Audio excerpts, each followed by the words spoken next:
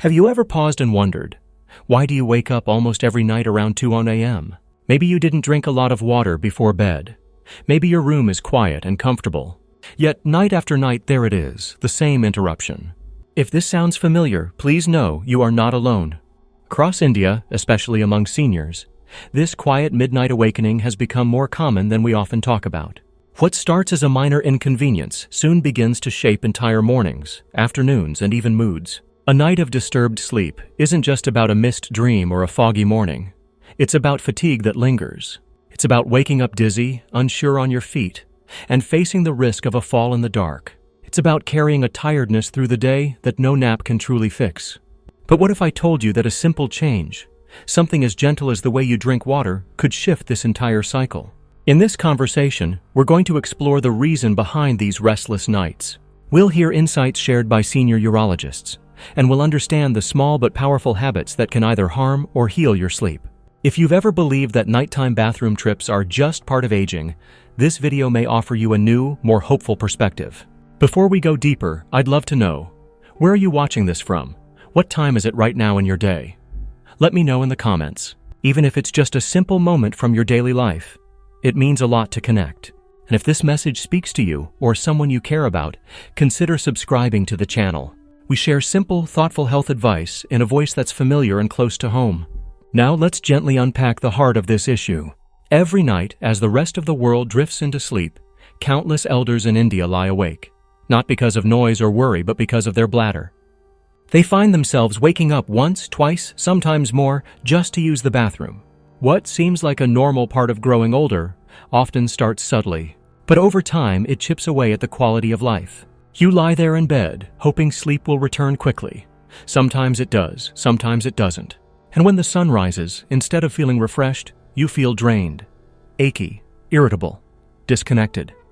So, what's really happening inside the body? Let's understand this with care and compassion. Our kidneys and bladder work quietly together. The kidneys filter waste from our blood and produce urine, which the bladder stores. During the day, this system works like clockwork. But at night, something special happens. The body naturally slows down this process so we can sleep without interruption. A hormone called ADH, antidiuretic hormone, helps reduce urine production during the night. However, as we grow older, the body often produces less of this hormone. The result? More urine is created even while you sleep.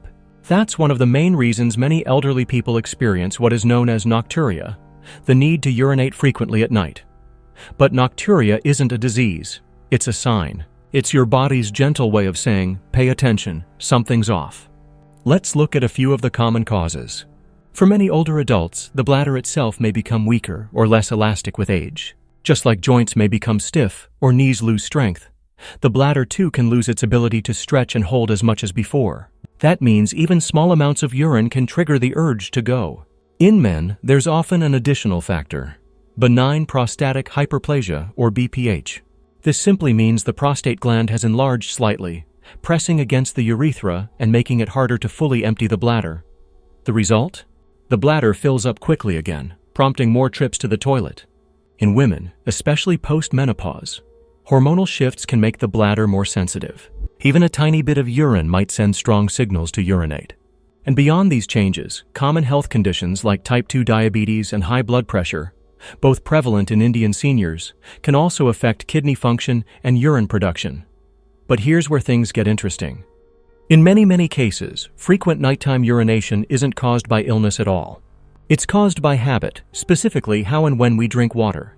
You see, many people forget to drink water during the day. Maybe they're busy. Maybe they're worried about needing the restroom while outside.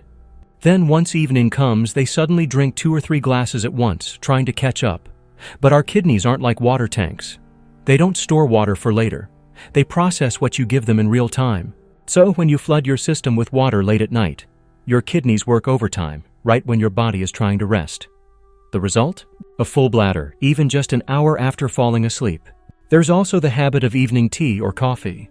A comforting cup of chai at 7 p.m., especially in winter, is a beloved routine for many. But caffeine acts as a diuretic. It makes your body produce more urine. It also irritates the bladder, making it more sensitive. Even when it isn't full, your bladder can send urgent signals. For elders with already reduced bladder capacity, this becomes a serious problem. A recent study at a urology center in India found that over 70% of senior patients complaining of nocturia had no disease, just poor hydration habits. Their bodies were healthy. They were just asking it to work at the wrong time. So what's the solution? It's not about drinking less water. That's a mistake some people make. They cut down water intake to avoid waking up at night. But that leads to dehydration, fatigue, and even more serious issues like urinary tract infections or constipation. The key is timing. Water should be your friend during the day and your gentle companion in the early evening. But by nighttime, the body needs rest, not a new workload. Doctors generally recommend that Indian seniors aim for about 2 to 2.5 liters of water daily. That works out to around 8 to 10 glasses. But the real secret isn't in the quantity alone. It's in how you spread it across the day. Think of water like sunlight. Too much all at once, and it overwhelms. But steady, gentle exposure through morning, noon, and afternoon keeps your system in balance. Begin your day with a simple glass of water as soon as you wake up. That single act tells your body, it's morning now. Let's wake up gently. It helps kickstart digestion, wakes up your kidneys naturally, and sets a rhythm for the day ahead. As you move through your morning, continue sipping water between meals. Avoid the common tendency to gulp down large amounts in one go. Instead, treat water like a companion walking beside you, not a race you need to finish. By early afternoon, especially during India's hot months, make sure you've had half or more of your daily intake. 2 or 3 glasses during this time can go a long way in supporting energy, kidney function, and clarity of mind. But, and this is key, as the evening sets in, you must change pace. After 6 or 7 p.m., start gently reducing your intake. Many people ignore this, thinking hydration is always healthy, no matter the time. But your kidneys don't have a night mode off switch. If you drink full glasses of water close to bedtime, your body receives that as a job to do, right when it should be winding down. So if you're thirsty, sip, don't gulp. Choose warm water, not cold. And if you're in the habit of tea or coffee after dinner, consider replacing it with something gentler. One lovely option is turmeric milk, haldi doodh. Another is jeera, cumin water. These aren't just old home remedies. They're time-tested, soothing, and far less likely to stimulate your bladder the way caffeine does. In fact, turmeric has natural anti-inflammatory properties, and jeera helps with digestion and bloating. Both help your body settle rather than stay alert. Let me offer you a gentle analogy to bring this all home. Think of your kidneys like a trusted house help who has worked quietly, tirelessly all day. She's done the laundry, cleaned the kitchen, swept the floor. She's ready to rest. But at 10 p.m., so imagine handing her a sink full of dirty dishes and saying, "Please finish this now." How would she feel? Tired, overworked, maybe even frustrated. That's exactly what we do to our kidneys when we drink 2 glasses of water right before bed. Instead, respect your kidneys' natural rhythm. Allow them to rest when your body rests. You'll be amazed at how kindly they respond. There's also one very simple, often overlooked nighttime habit that can make a big difference. Make it a daily ritual to visit the bathroom just before you go to bed, even if you don't feel a strong urge. This one step helps clear out the bladder, reducing the chance it will wake you up too soon after you fall asleep. Over time, this becomes a signal to the body that it's time to shut down for the night, just like brushing your teeth or turning off the lights. And here's something truly heartening. Within just 1 week of making these small but thoughtful changes, many seniors notice a meaningful shift. The number of nighttime bathroom trips reduces. Sleep becomes deeper, more restful. You wake up feeling lighter, clearer, and perhaps most beautifully, more yourself. It's not just about energy. Your mood may improve. Your ability to concentrate may return. Even digestion and blood pressure may benefit. It's amazing how such small steps can affect so many parts of the body. All it takes is consistency, not perfection. Now let's not forget, water isn't the only form of hydration.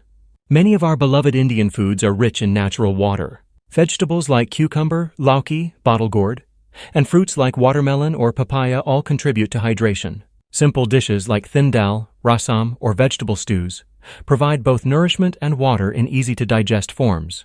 Coconut water, in particular, is wonderful, light, refreshing, and packed with natural electrolytes. But even with these hydrating foods, timing remains important. These should be enjoyed during the day, ideally before sunset. When eaten too late, even healthy foods can interfere with the body's nighttime wind-down process. You've spent a lifetime in service to your family, to your career, to your responsibilities. You've risen early, stayed up late, and put the needs of others before your own.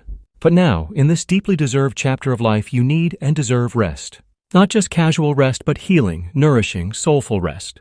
You see, sleep isn't a luxury in old age, it's a requirement.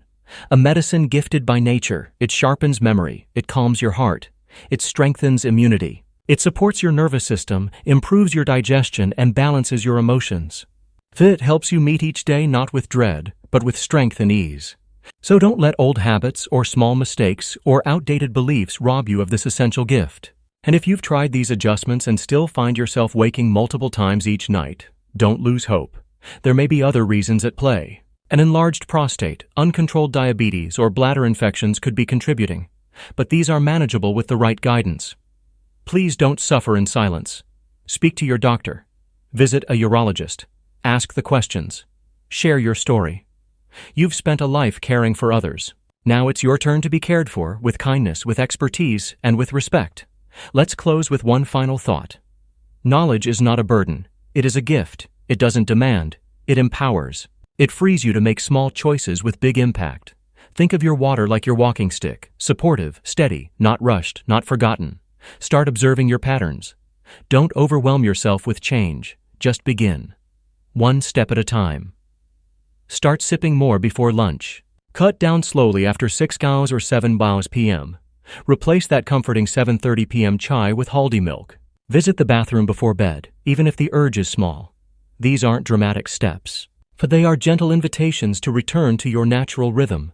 They say, you matter, your sleep matters. And if you found this message helpful, please share it with a loved one, with a neighbor, with someone who may not know that such a small change can offer such profound relief. Let's spread understanding. Let's offer peace. And if you'd like more health tips like this, spoken gently, clearly, and rooted in care, please consider subscribing to this channel. We don't just speak about health. We speak for you. With respect, with empathy, with wisdom you can trust. So tonight, let your room be quiet. Let your sleep be uninterrupted. Let your body rest as deeply as it longs to.